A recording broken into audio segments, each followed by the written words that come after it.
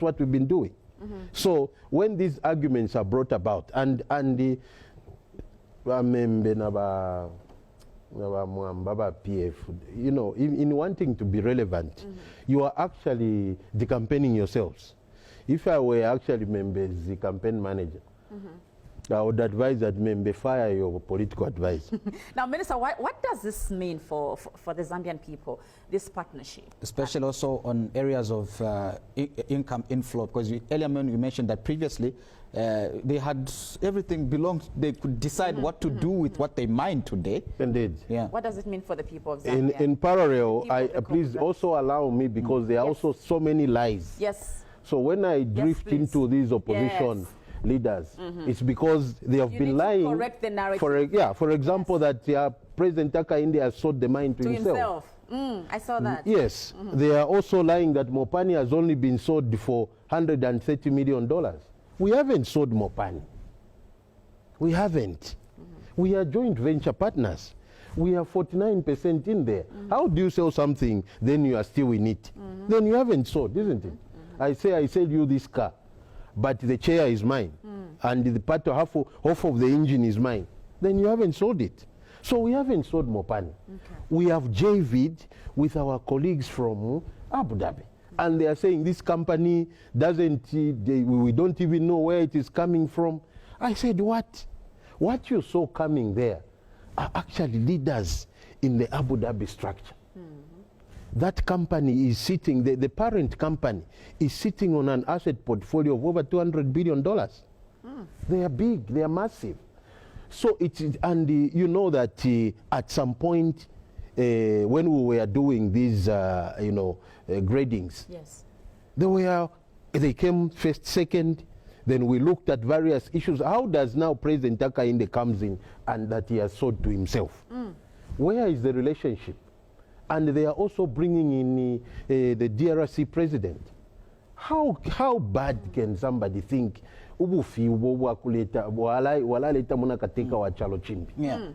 is so wrong. I want to come to you, because the question you asked is very important. But I also want to make sure that address them. As I talk to the you should correct the narrative. Indeed, as I talk to the country to look at the benefits, I must also make sure the country is aligned in thinking. That's why Copper Belt is back to life. So they want to find a way to create a certain negative narrative around it. So the benefit now, the question that you asked, number one, Mopani was in ICU, now it's back to life. What does that mean? Number one, direct jobs to our people. They will be paid their salaries on time. All right? Then number two, suppliers and contractors, because they are also a critical component. I'm sure you as journalists, you followed the cries of the people around Mopani, even KCM itself, is that contractors were not being paid, they could go to the streets, but because we are a focused leadership and we said, okay,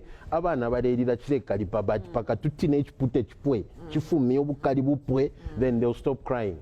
And what we did was to bring life to it. So now, contractors and suppliers, as it stands now, Mopani is current in terms of payments. Okay.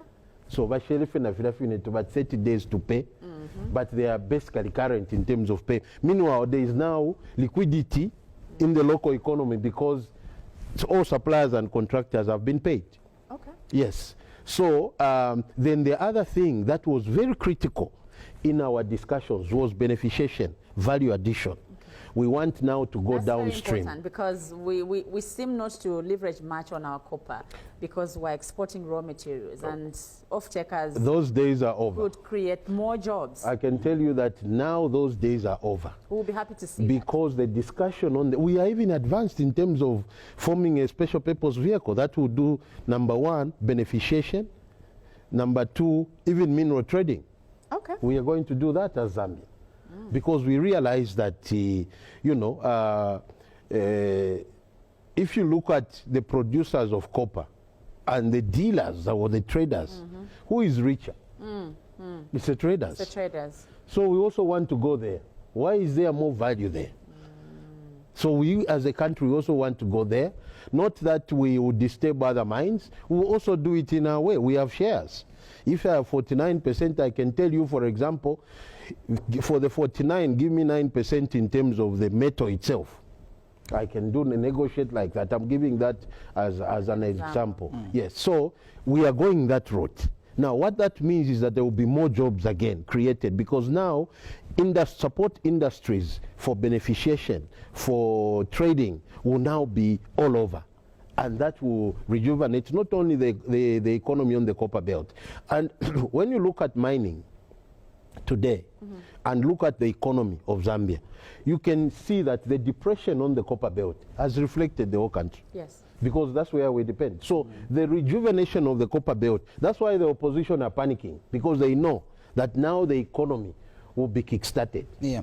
Operations and expected outputs for mopani now, the target, if you heard from the CEO, we are saying we need to now ramp it up to 230,000 metric tons.